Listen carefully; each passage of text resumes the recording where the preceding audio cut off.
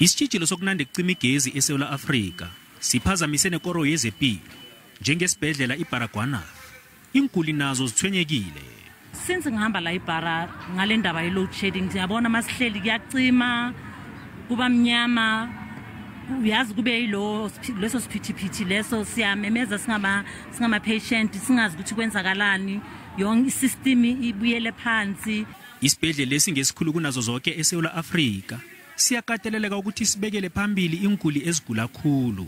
We actually have elective services that are pre-planned, and due to this load shedding, like one of the areas as I've indicated, our St. John, the generator could not kick in on time, and the technicians had to go and attend to that. Ama-union wensebenzi zempilo athi akusebenzeki ngokwehlelo elifanele kobujamo nabunje.